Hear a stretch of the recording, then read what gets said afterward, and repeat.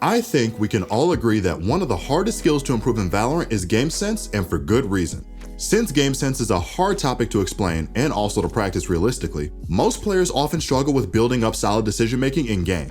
What is going on, ProGuides family? It's your host Sergeant Frost, and today we'll be covering why your game sense and your decision making is weak, and how you can improve on it. We'll go over a brief explanation of why game sense is hard to learn, and then talk about the secret to improving your game sense fast. Let's not waste any more time and let's hop right into it. One of the first things that we need to cover if we want to talk about game sense is also why it matters. Simply put, game sense is basically your level of situational awareness and an ability to problem solve in different scenarios. When someone has good game sense, they're able to take information and process it quickly, so they can start to create logical conclusions on what the enemies are up to, or what they need to do to win that round. By having good game sense, you can easily recognize your win conditions, read your enemies, and be constantly aware of what's happening around you. The reason why it's conventionally called game sense is because during games you often don't get the time to just sit back and think about the best decision possible. In a fast-paced game like Valorant, you need to rely on your experience and intuition to lead you to the right play. As such, a good player almost seems like they have a sixth sense that has wall hacks with how quickly and easily they can read situations. All of this falls under the idea of game sense. Since game sense is a buildup of logical reasoning and experience as well as playstyle and on-the-fly thinking, it's often very hard to break down game sense into specific rules and terms, since every situation is different. As a result, game sense is something that seems like a sixth sense to inexperienced players, while it's also very hard to explain properly as well. Since everyone is at different stages in their understanding of Valorant, it's often very hard to judge what you know and what you don't depending on the situation. That's why we end up with this issue where most players who try to improve game sense go online and search up guides, only to get told the true but painful statement, just play the game more. After all, experience solves everything, and you can't always have a more experienced player backseat you and guide you through your decision making. Or can you?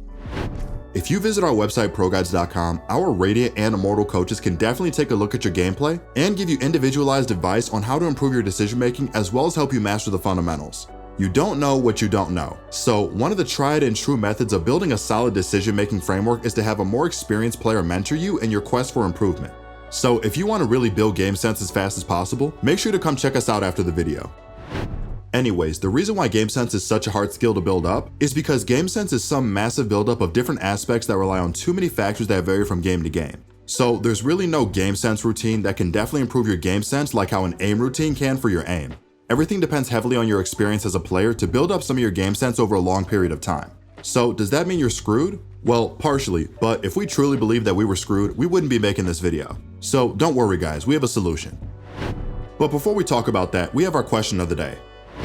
Today's question is, which do you think is cooler, insane aim or amazing game sense? Personally, while I do enjoy watching people with cracked aim, I think I appreciate people with good game sense a lot more, and I always find myself respecting people who have strong decision making much more than raw aim. But let me know what you guys think in the comment section down below. It's always cool to read what you guys have to say. When we think about improving game sense, we usually want to focus on the decision making aspect of game sense, as that's the practical application of your skill. But since each situation is unique, many people often have trouble piecing the puzzle together. That doesn't mean that there aren't patterns to be recognized, however. If you guys know what a Rubik's Cube is, if you scramble it up, it's pretty much statistically impossible to scramble it up the same way twice after a few moves if done randomly. Yet people are still somehow able to solve it in minutes, and sometimes even seconds if you're very well versed with the patterns. Basically what I'm saying here is, despite there never being the same Rubik's Cube, there is still a solution for every cube using the same set of patterns and moves. In the same way, despite every situation in Valorant being different and unique, there are still patterns that you can recognize that help you win. Some low-hanging fruit would be that if you're about to plant and the enemy Sova has his ultimate, you probably don't want to commit, and instead fake plant first in case Sova ults. Or in the case of 1v2s, your win condition is often to isolate 1v1s and to find ways to separate the enemies. These things are easily recognizable, but are also thought processes that help you organize your game plan and decision making during a match. So the best way to improve game sense is to realize that what you're looking for is patterns in different situations that build up to a sense of what your game plan should be. So what are some ways to help you recognize game patterns then? Of course, we already know about the simplest, just play more games. But sometimes that's not often the most efficient method, and it might not actually help you much if you have the wrong approach. So here are some different ways to improve game sense. The first way is VOD reviewing. One great way to improve your decision making is to critically evaluate your decision with video evidence. When you can look back on your playstyle from a third person's perspective, you can often see a lot more about your play that's wrong than when you're actually playing.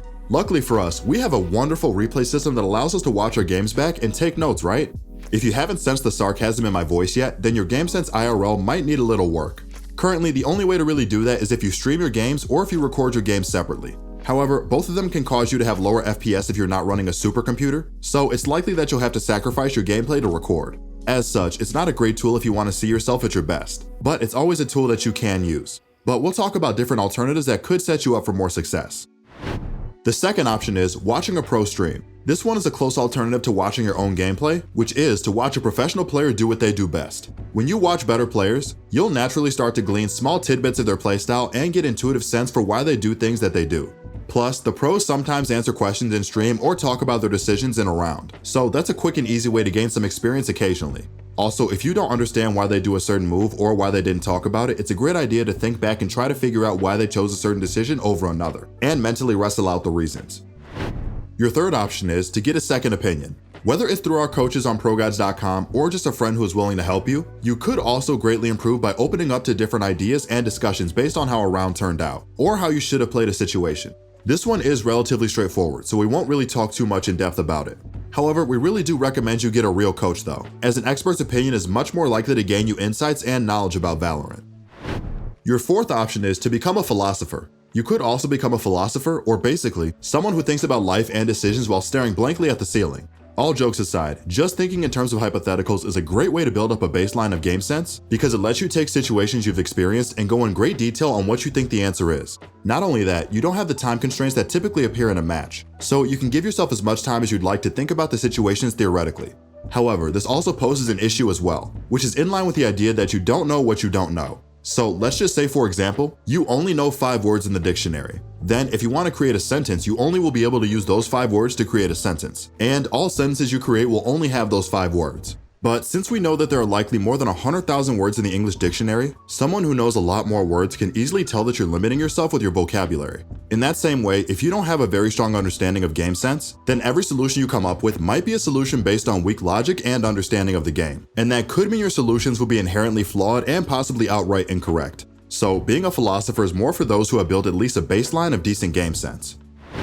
Your fifth option is put yourself in more situations. The ways we've talked about just now are ways outside of the game that you can approach improving your game sense, but that doesn't mean you can't improve fast inside of the game as well. If anything, this is probably the ultimate way to build up your game sense, and all it requires is a mindset tweak to really start going in the right direction. You see, one of the biggest mistakes that people make when they hear "just play more" is that they assume that the way that they currently play is already the most that they are willing to quote-unquote play more. But in reality, something that almost all low elo players and inexperienced players struggle with is hesitation, and the fear of unknowns. Let's just put it like this. If you always play retake, then you'll never learn how to hold a sight. So on that same note, if you don't put yourself in situations to test your game sense and learn, then you naturally won't improve your game sense. That's why our suggestion here is to trust your gut and try out plays even though it might seem scary. By putting yourself in a position to constantly be tested, you'll naturally learn more while not necessarily playing more.